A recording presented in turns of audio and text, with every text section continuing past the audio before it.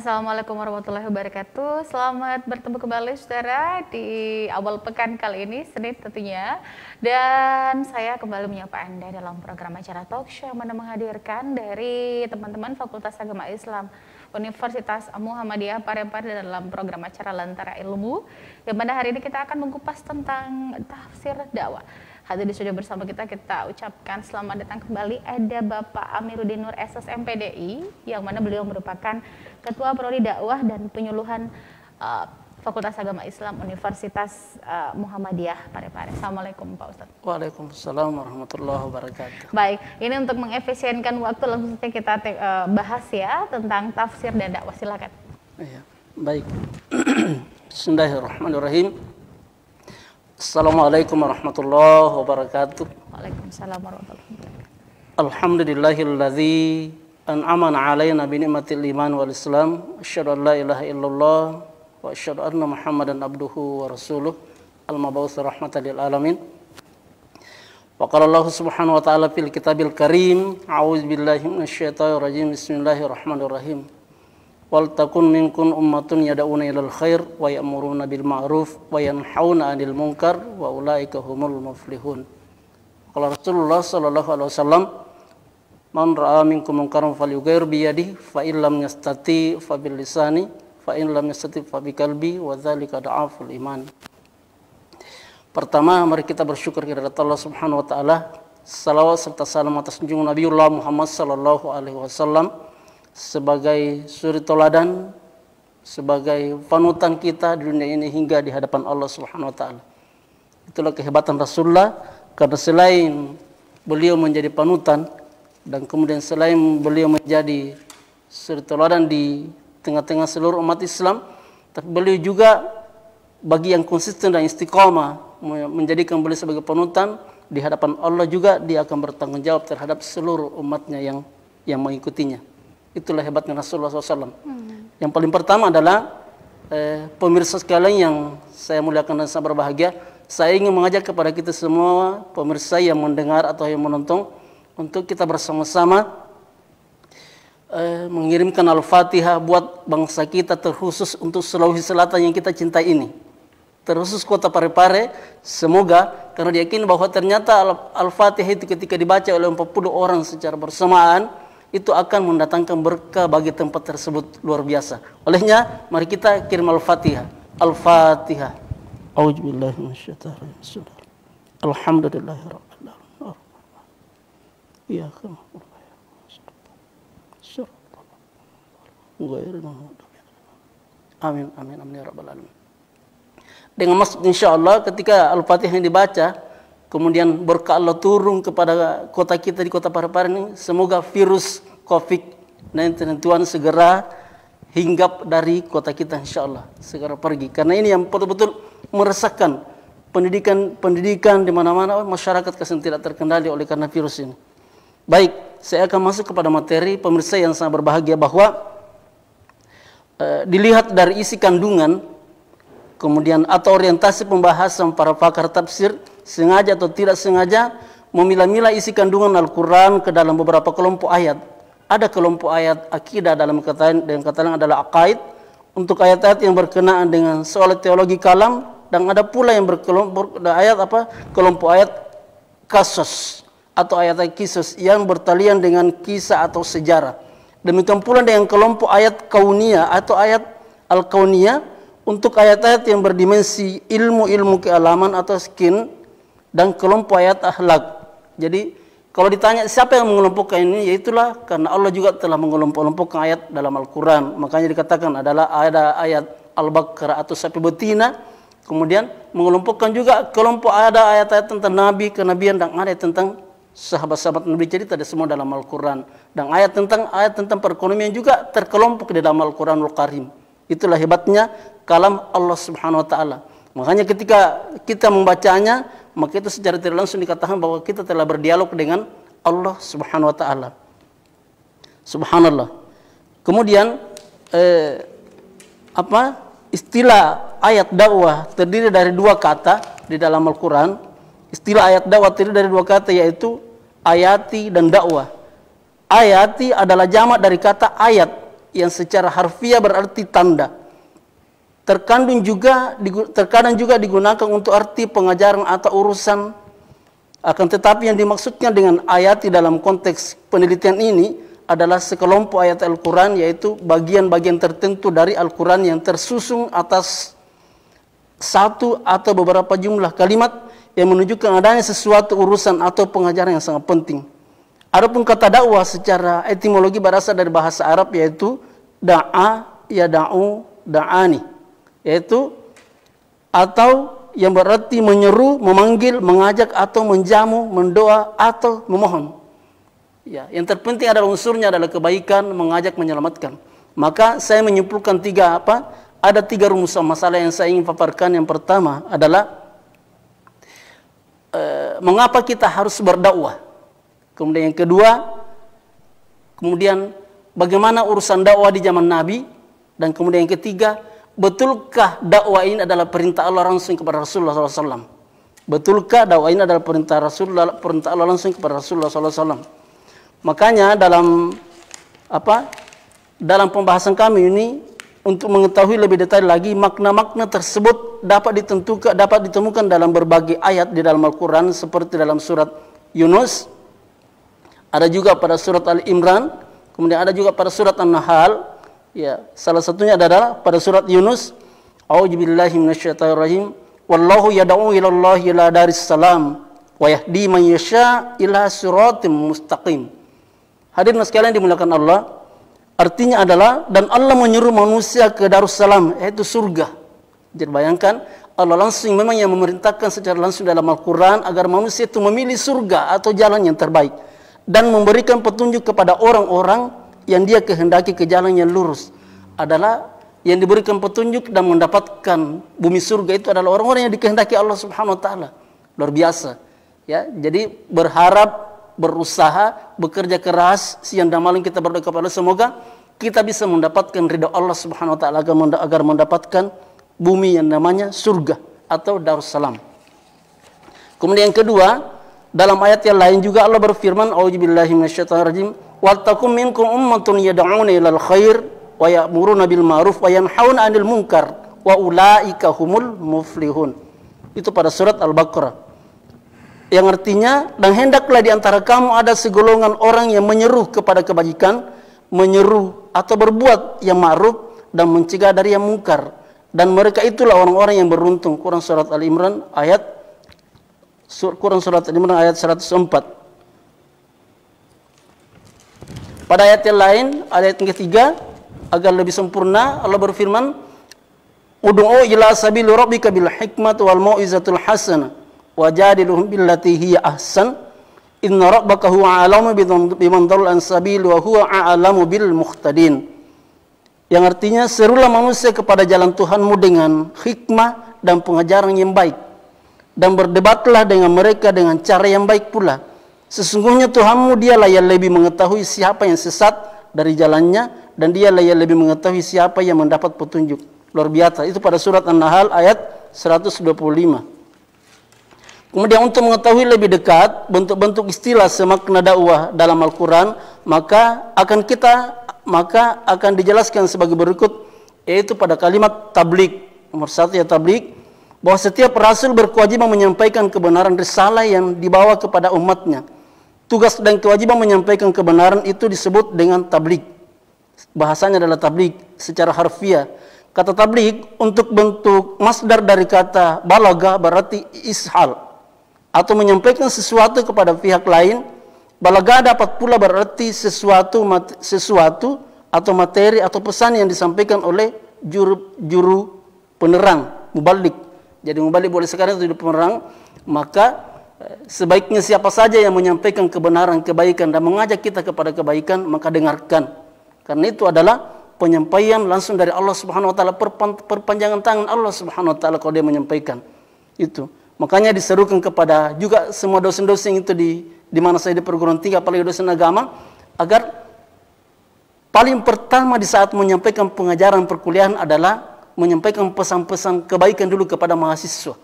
Nah, itu namanya terintegrasi. Jadi dosen apapun dia, agar dia menyampaikan pesan-pesan kebaikan terhadap mahasiswa setiap dia mengajar. Nah, kemudian yang kedua, karena sesungguhnya saya ingin menyatakan bahwa ketika seorang dosen atau guru misalnya menyampaikan pesan-pesan kebaikan kepada mahasiswa dan siswa, karena sesungguhnya itu adalah juga perlakuan para nabi-nabi Allah yang telah diperintahkan oleh Allah Subhanahu wa taala untuk menyampaikan dakwah. Dan kemudian itu juga adalah perlakuan para sahabat-sahabat Nabi. Jadi mereka-mereka ini adalah pelaku-pelaku kebaikan, penyampai-penyampai kebaikan di zamannya. Ya. Enggak usahlah dibayangkan bagaimana penderitaan ya. Tentu ada yang menolak, tentu juga ada yang menerima dengan baik-baik, dan tentu juga ada yang bersikap sedang-sedang. Ada yang bersikap juga acuh tak acuh, ada. Itu di zaman Rasulullah, berat. Ya, berat sekali. Kemudian tabligh pertama kali ditugaskan oleh Allah Subhanahu wa taala kepada utusannya itu sebagaimana tertera pada surat Al-Maidah. Jadi tabligh penyampaian itu pertama kali disampaikan Allah Subhanahu wa taala kepada nabi itu ada pada surat berikutnya, itu pada surat Al-Maidah ayat 67 Allah berfirman, A'udzubillahi minasyaitonirrajim, ya ayyuhar rasul balligh ma unzila ilaika min rabbik wa illam taf'al fama ballaghta risalatu wallahu yaqsimuka minan nas innallaha la yahdil qaumal kafirin. Jadi Allah berfirman, hai Rasul, sampaikanlah apa yang diturunkan kepadamu dari Tuhanmu, dan jika kamu tidak bekerjakan apa yang diperintahkan itu, berarti kamu tidak menyampaikan amanatnya.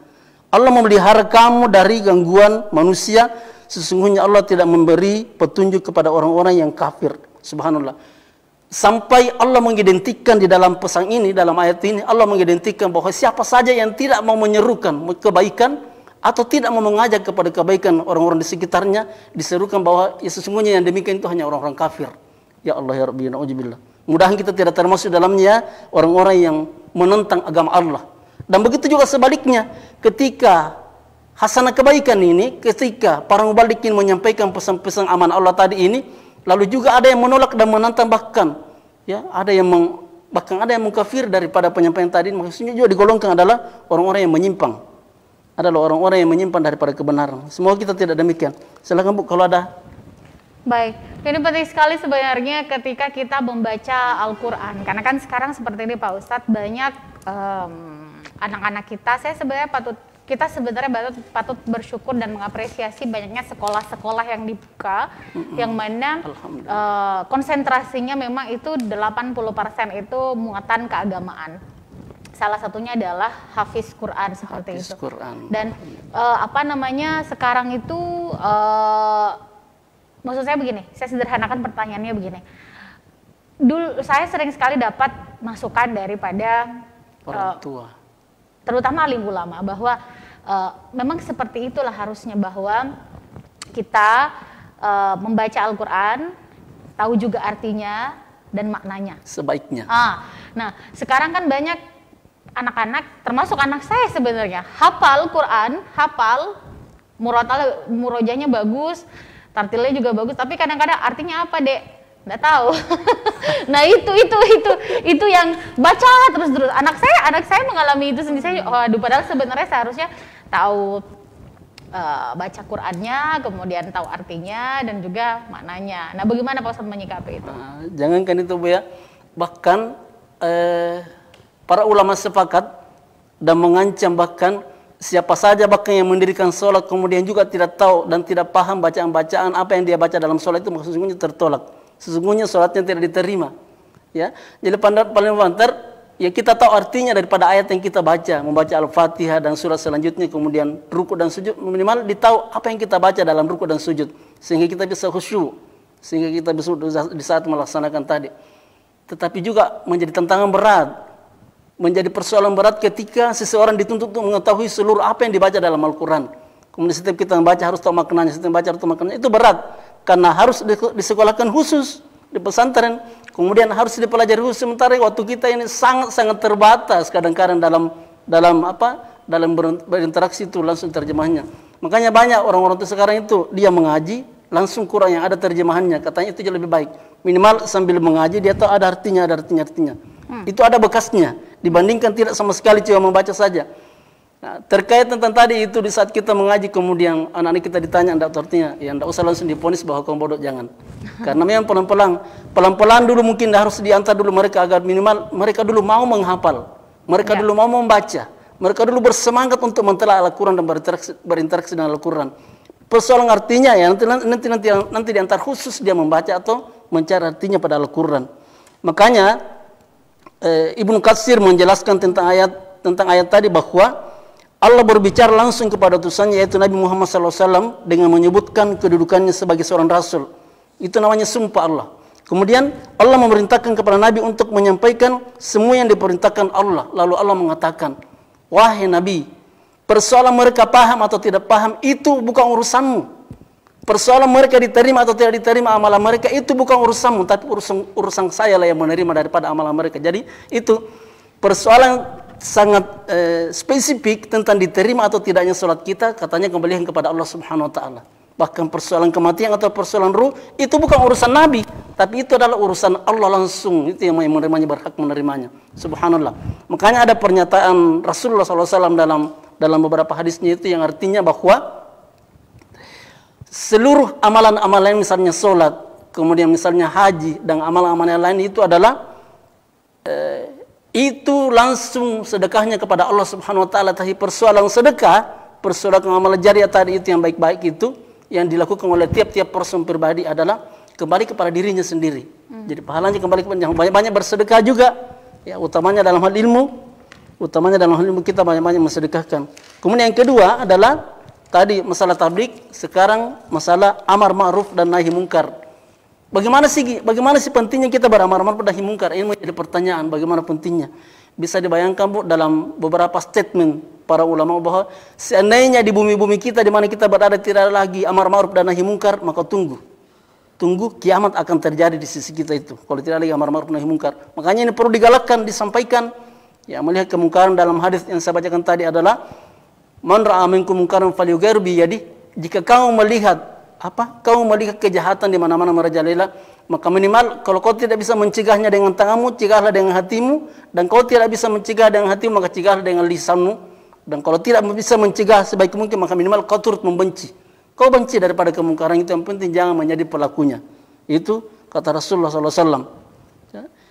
Sekalipun dalam pernyataan ulama memang ajarannya, walaupun ajaran tersebut tidak bisa memaksakan. Jadi seseorang yang berdakwah, yang bertabligh tadi juga tidak bisa memaksakan kehendaknya, karena orang-orang yang dia seru kepada kebaikan tidak mau mendengar, maka dia berlaku keras. Itu tidak boleh. Tidak boleh juga zalim. Allah melarang keras kita berlaku zalim dalam menyampaikan kebenaran. Cukup yang penting kita sudah sampaikan. Persoalan mereka mau terima atau tidak, ya itu kembalikan kepada Allah Subhanahu wa taala. Karena dalam ayat itu adalah la ikraha fid din qad tabayyana ar-rusydu minal ghayy. Tidak ada paksaan dalam memeluk agama ini. Bahkan seorang anak kepada bapaknya juga tidak boleh memaksa. Bahkan seorang nabi kepada pamannya juga tidak boleh memaksa. Cukup dia bisa mendoakan. Ya, bayangkan nabi, ya paman nabi kan juga sendiri meninggal dalam keadaan kafir kepada Allah, dalam keadaan tidak bersyahadat.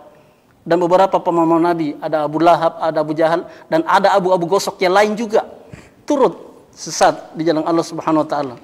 Kemudian yang ketiga, al-mau'izatul hasanah. Dalam urutan ketiga ini adalah al-mau'izatul hasanah. Istilah al-mau'izah atau al-hana, melihat yang baik, adalah merupakan aktivitas sedakwahan yang berorientasi pada penasihatan, konseling Islam. Makna ini berhimpitan dengan istilah masihah atau nasihat, irsyad dan syifa yang cenderung pada aktivitas yang bersifat tatap muka.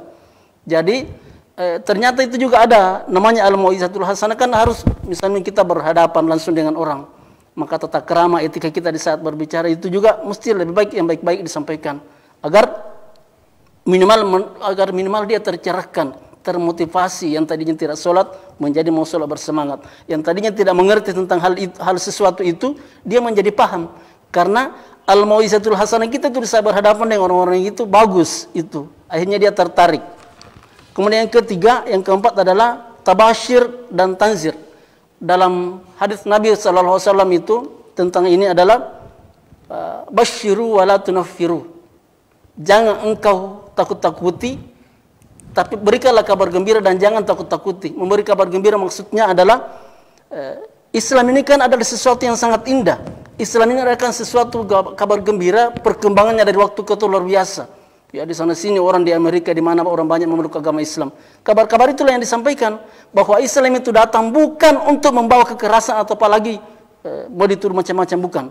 Tapi Islam yang adalah Islam penyelamatan, Islam berkah. Jadi siapa saja yang memeluk agama Islam, maka itu bertanda dia mau selamat dunia dan akhirat. Jadi itu mesti intinya yang disampaikan kepada orang-orang. Baik. Nah, ini ada pertanyaan Pak Ustadz, mungkin langsung kita jawab saja ini. Pertanyaan dari Bapak Sumadin Adin. Apa indikator dakwah radikal? Langsung saja Pak Ustadz. Waduh, itu berat. Apa indikator dakwah radikal? Teman itu yang bertanya tadi itu. Indikator dakwah radikal. Wah, itu luar biasa. Ya, semoga kita tidak terlibat di dalamnya, Bu ya. Semoga kita tidak ada terperanjat di dalam dakwah radikal. Dakwah radikal itu yang disampaikan tadi adalah ketika dia menyampaikan kebaikan lalu orang-orang tidak mengikutinya, maka dia berlaku kasar. Oh, itu tidak boleh. Tapi sebaliknya, ketika seorang mubalik menyampaikan sesuatu itu kemudian juga tidak diikutinya, maka yang pertama adalah sabar dulu, sabar saja. Yang penting kan tugas utama kita adalah menyampaikan tadi itu sesuatu kebenaran. Kalaupun dia tidak mau ikut, itu kembalikan kepada Allah Subhanahu wa taala. Makanya isbir kama sabruka ilallah. Jadi sabarkan dirimu dan bersama orang-orang yang sabar dalam menyampaikan tadi ini agar kamu tidak keluar dari realita tadi itu tuntunan Allah. Kalau dibayang-bayangkan, Bu ya, bagaimana sabarnya Rasulullah SAW itu dengan para sahabat dalam menyampaikan kebenaran. Dicaci maki, diintimidasi, bahkan ada di antara mereka yang dibunuh oleh orang-orang kafir tadi itu gara-gara menyampaikan kebenaran. Kita belum ada yang sampai korban begitu gara-gara menyampaikan kebenaran, belum ada. Jadi tantangan kita belum seberapa itu tadi. Jadi identifikasi ternyata dakwah-dakwah radikal itu juga menyebar di mana-mana ya, menyebar di mana-mana. Ya, kita tidak usah terlalu berpanjang-panjang di situ. Baik, kita jeda dulu Pak Ustadz. Saudara jangan kemana-mana, saya masih akan segera kembali selepas yang berikut ini.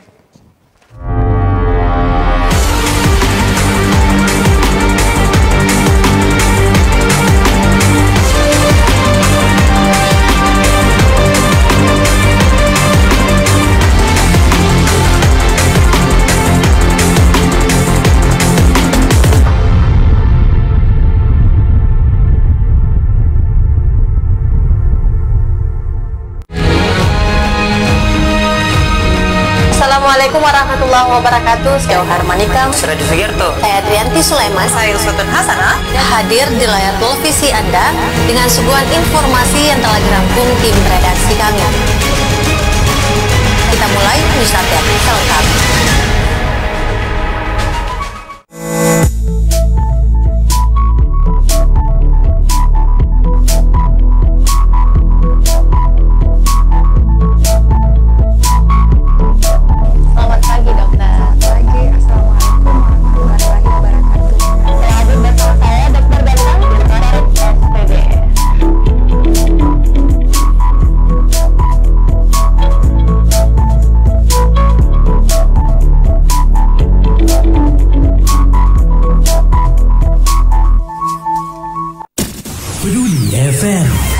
Pendengar, mari kenalan lebih dekat dengan kami. Klik tombol like di Facebook fanpage Radio Peduli 96,9 FM dan live streaming di rpp.pareparekota.go.id atau dengarkan kita juga melalui aplikasi RDio. Download aplikasinya di Play Store secara gratis. On your radio, on your mobile, and Online. your number one hit music station. 96.9 Radio Peduli FM.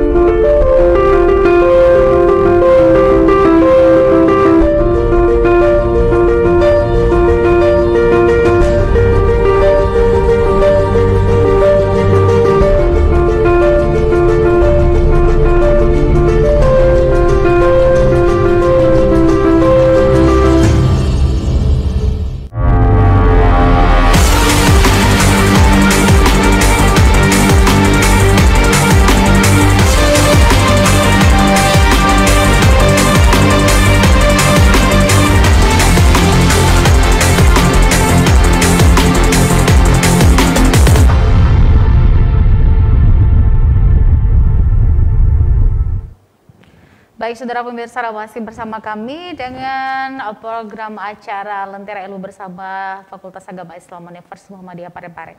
Baik, yang di segmen terakhir Pak Ustadz, ada yang disampaikan dalam tema tafsir dan dakwah kita, silakan. Ya.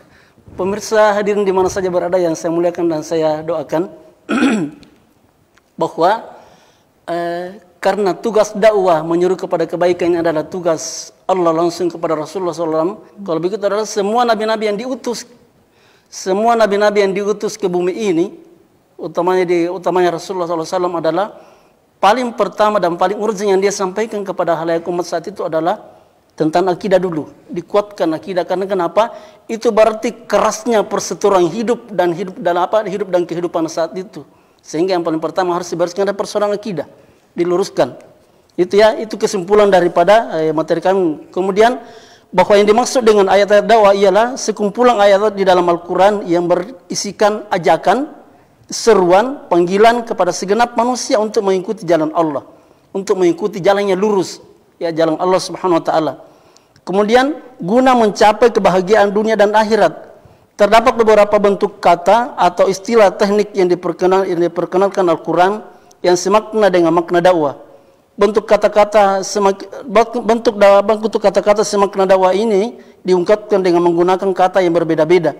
Di antara kata-kata tersebut adalah tablik, amar ma'ruf dan nahi mungkar, kemudian al-mau'izatul hasanah dan yang lain-lain. Ada juga tarbiyah dan ada juga tanzir. Jadi itulah kata-kata. Harus digarisbawahi bahwa ketika seseorang diajak kepada kebenaran dan kebaikan atau diajak kepada Islam yang baik, kemudian dia tidak mau, berarti dia orangnya tidak mau bahagia dunia dan akhirat. Dia tidak mau selamat dunia dan akhirat. Ataupun ada mubalik yang menyampaikan tiba-tiba dia tinggalkan karena persoalan sedikit, juga orang tidak mau bahagia dunia dan akhirat. Saya pikir demikian. Semoga apa yang saya sampaikan, kalau ada benarnya semua datangnya dari Allah Subhanahu Wa Taala, dan kalau ada kurangnya semua datangnya dari kesalahan dan kekurangan pribadi, karena manusia tidak luput dari salah dan kekurangan. Sekian, semoga ada manfaatnya. Nassu minallaahi wa fatun qarib wa basyiril mu'minin. Assalamualaikum warahmatullahi wabarakatuh. Waalaikumsalam warahmatullahi wabarakatuh. Baik, saudara pemirsa dimanapun Anda berada, itulah tadi ulasan kita seputar tafsir dan dakwah yang diantarkan oleh Bapak Amiruddin Nur Esos MPDI, Ketua Prodi Dakwah dan Penyuluhan Fakultas Agama Islam Universitas Muhammadiyah Parepare. Terima kasih Bapak Sumadin Adin pertanyaannya, dan mungkin nanti bisa kita akomodir kembali di kesempatan yang lain ya. Terima kasih. Baik, terima kasih. Langsung. Baik, terima kasih. Assalamualaikum warahmatullahi wabarakatuh dan sampai jumpa. Waalaikumsalam warahmatullahi wabarakatuh.